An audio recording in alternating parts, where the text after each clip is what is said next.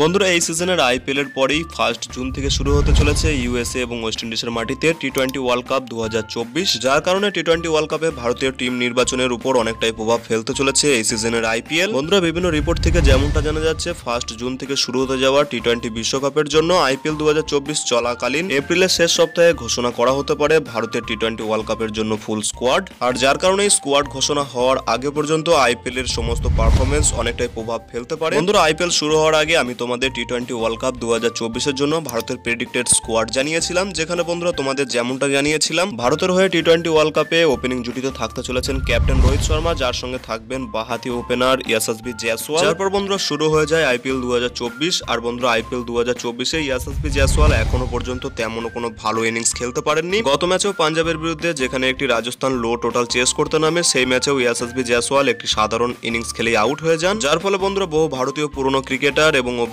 Cricket এক্সপার্টরা তাদের মতামত জানান। যেমনটা বন্ধুরা বহু ক্রিকেট এক্সপার্টরা জানান ইয়াশাসভি জয়সওয়ালের পরিবর্তে রোহিত শর্মার সঙ্গে ওপেনিং জুটিতে শুভমান গিল অথবা বন্ধুরা এবছর হায়দ্রাবাদের হয়ে দারুণ ফর্মের সঙ্গে দুর্দান্ত রান করা সেই অভিষেক শর্মাকেও সুযোগ দেওয়া হতে পারে। কিন্তু বন্ধুরা তোমাদের আমি জানিয়ে রাখি, এই সমস্ত বিভিন্ন খবর আসলেও টি-20 ওয়ার্ল্ড কাপের জন্য রোহিত শর্মার সঙ্গে অবশ্যই ওপেনিং জুটিতে 99% কনসিডার করা হতে চলেছে ইয়াশাসভি জয়সওয়ালকে। আর বন্ধুরা যদি শুভমান গিলকে কনসিডার করা হয় সেক্ষেত্রে বন্ধুরা শুভমান গিল একজন ব্যাকআপ ওপেনার হিসেবে থাকতে চলেছে টি-20 ওয়ার্ল্ড কাপে। বন্ধুরা আইপিএল এর পারফরম্যান্স অনেকটাই টিম নির্বাচনের প্রভাব ফেললেও ভারতীয় টিম সিলেকশন কমিটি সম্পূর্ণ তাদের ডিসিশন বানিয়ে ফেলেছে। এর আগে ভারতীয় টিমের হয়ে টি-20 দারুণ পারফরম্যান্স করা সেই বাঁহাতি দুর্ধর্ষ ওপেনার ইয়াশাসভি জয়সওয়াল থাকতে চলেছেন রোহিত শর্মার সঙ্গে। এছাড়া বন্ধুরা এই আইপিএল চলাকালীন আরো একটি বড় খবর আসছে, যেখানে বন্ধুরা জানা যাচ্ছে এই সিজনে লখনৌ সুপার জায়ান্টসের হয়ে দুর্দান্ত গতিতে বল করা সেই মায়াঙ্ক যাদব, যিনি বন্ধুরা টি-20 ওয়ার্ল্ড কাপের জন্য কনসিডার হতে পারেন। বন্ধুরা সুনীল গাভাস্কার, ইরফান পাঠানদের মতো বড় বড় ক্রিকেট এক্সপার্টরা তাদের মতামত জানিয়েছেন টি-20 ওয়ার্ল্ড কাপে জাসপ্রীত বুমরার সঙ্গে মায়াঙ্ক যাদব হতে পারেন একজন ভালো জুটি। যেহেতু বন্ধুরা মোহাম্মদ শামি, যিনি বন্ধুরা ইনজুরির কারণে এই সিজনে আইপিএলও খেলতে পারেননি, এছাড়া বন্ধুরা মোহাম্মদ সিরাজ এখনো পর্যন্ত এই সিজনে তিনি ভালো ছন্দে বল করতে পারেননি, যার কারণে এই সিজনে আইপিএল এর সবথেকে দ্রুত গতির বল করা সেই মায়াঙ্ক যাদব, যিনি পরপর লাগাতার দুটি ম্যাচে তার দুর্দান্ত পারফরমেন্সের জন্য ম্যান অফ দ্য ম্যাচও হয়েছে, যাকে অনেক ক্রিকেট এক্সপার্টই জানিয়েছেন তাকে টি-20 ওয়ার্ল্ড কাপের জন্য কনসিডার করা উচিত। কিন্তু বন্ধুরা এই মায়াঙ্ক যাদব, যিনি দুটি ম্যাচে দারুণ পারফরমেন্স করার পরে তিনিও বন্ধুরা চোটের কারণে টিম থেকে বাইরে চলে গেছেন। এখন বন্ধুরা দেখার বিষয় তিনি আবার কত দ্রুত সুস্থ হয়ে আবার টিমে ফিরে কেমন পারফরমেন্স করেন।